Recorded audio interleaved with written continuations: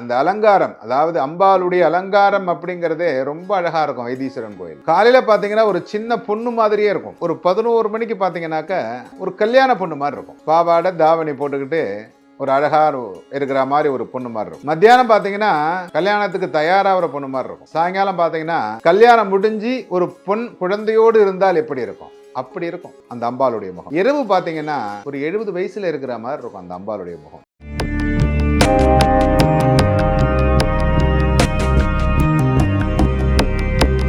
இது அனுபவித்து பார்த்தவன் நான். அதனால இதை உங்களுக்கு நான் சொல்றேன். அந்த அம்பாளுடைய முகமானது இரவு நேரங்களில் பார்க்கிற பொழுது ஒரு 70 வயசு இருக்கிற ஒரு அம்பாள் மாதிரி தெரியும். அதை பார்த்து விட்டு வருகின்ற பொழுது அதில் இருக்கக்கூடிய ஒரு சந்தோஷம் இருக்கிறது அல்லவா, அது வெளியிலாம் சொல்ல முடியாது. அந்த அளவுக்கு ஒரு சந்தோஷமான ஒரு மனநிலையை கொடுக்கக்கூடியவள் அம்பாள். அந்த மாதிரி இந்த நமச்சிவாய கவிராயர் அம்பாளை தரிசனம் செய்கிறார். அப்படி தரிசனம் செய்து அம்பாளை மனதார அப்படியே ஆனந்தமா அம்பாளை பார்த்துக்கிட்டே நடந்து போறார் வீட்டுக்கு. அம்பாள் இருந்த அழகுல இவருக்கு ஒரு பாடல் அம்பாளை பத்தி பாடுறார். இவர் தான் கவிராயர் அல்லவா. இவர் அம்பாளை பத்தி ஒரு பாட்டு பாடிக்கிட்டே போறார். இந்த அம்பாள் என்ன பண்றா, பின்னாடியே நடந்து போறா.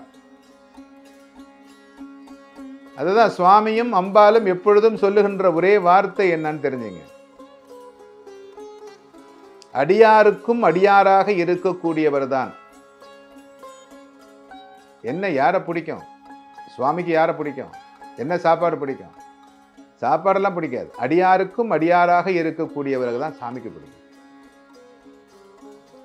இந்த கவிராயர் பாட பாட இந்த அம்பாள் பின்னாடியே போறார். ஏன்னா அவ்வளவு அருமையான ஒரு பாடலை இந்த நமச்சிவாய கவிராயர் பாடிக்கிட்டு இருக்கிறார். இவருக்கு வெத்தலை பாக்கு போடுகின்ற பழக்கம் உண்டு. இந்த கவிராயருக்கு வெத்தலை பாக்கு போடுகின்ற பழக்கம் உண்டு. அவர் வெத்தலை பாக்க போட்டுக்கிட்டே பாடிக்கிட்டே போறார்.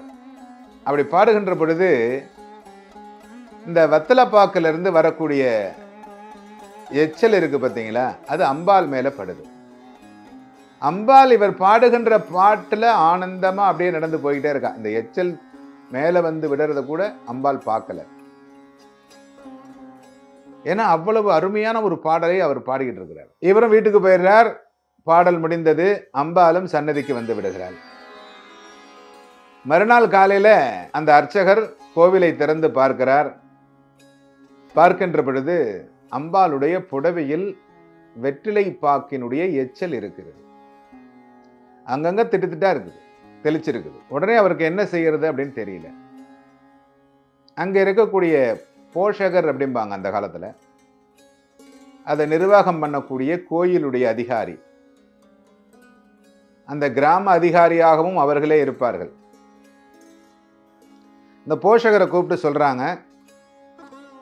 சொன்னோன்னே அவர் உடனே ஐயோ அப்படியா, இது உடனே அரசருக்கு தெரியப்படுத்தணும், இது யார் செஞ்ச தப்புன்னு தெரியலையே, இதை உடனே அரசருக்கு தெரியப்படுத்தணும். அவர் உடனே அரசருக்கு தெரியப்படுத்துறார். அரசர் உடனே அப்படியா, இது யார் செய்த பாதக செயல், இந்த பாதக செயலை செய்தவனை சும்மா விடக்கூடாது, அவனை பிடிச்சிடணும் உடனே அப்படிங்கிறார்.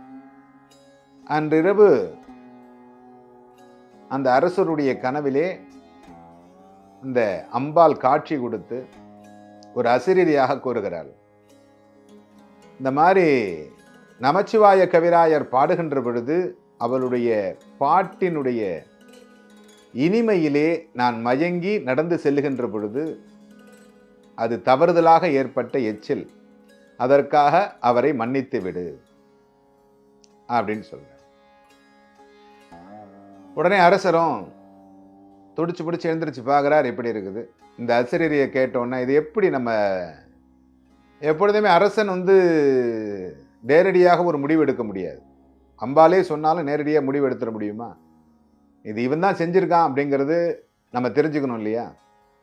சரி, உடனே அவரை கூட்டிட்டு வா கவிராயரை. உடனே பல்லாக்கள் போச்சு. உடனே அந்த கவிராயரை போய் கூட்டிட்டு வந்துட்டாங்க. கோவிலில் கொண்டு வந்து உட்கார வச்சாச்சு. இவருக்கு ஒரே சந்தேகம், என்னடா இது அரசர் நம்மளை கூட்டு வர சொல்லியிருக்காரு, என்ன தப்பு பண்ணணும்னு தெரியலையே. ஏன்னா நம்ம எச்சல் துப்புனது நமக்கு மட்டும்தான் அவர் வெத்தலைப்பாக்கு போட்டது மட்டும்தான் அவருக்கு தெரியும். எச்சல் பட்டது அம்பாளுக்கு மட்டும்தான் தெரியும்.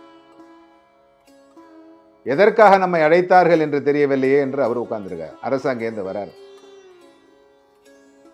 அரசரை வணங்கி அம்பாளை வணங்கி நான் தவறு செய்து விட்டேனா என்று தெரியவில்லையே என்று கேட்கின்ற பொழுது, இல்லை, உங்களுடைய பாடலுக்காகத்தான் இந்த அம்பாள் நான் உருகி கேட்கிறேன் என்று அம்பாள் கூறியிருக்கிறாள். இது உண்மையானால், இது உண்மையிலே இது நடந்திருக்கு அப்படின்ற உண்மையானால் நீங்க இங்கே ஒரு பாட்டு பாடுங்க. இந்த பாடலுக்கு அம்பாளுடைய கையில் இருக்கக்கூடிய தங்கப்பூ செண்டு, அது அவர் கையில தங்க கம்பியினால கட்டியிருக்கிறாங்க. அது அவிழ்ந்து உங்க மடியில வந்து விடணும். விழுந்தால் இது உண்மை அப்படின்னு நம்பலாம் அப்படின்னு சொல்லிடுறாரு அரசர்.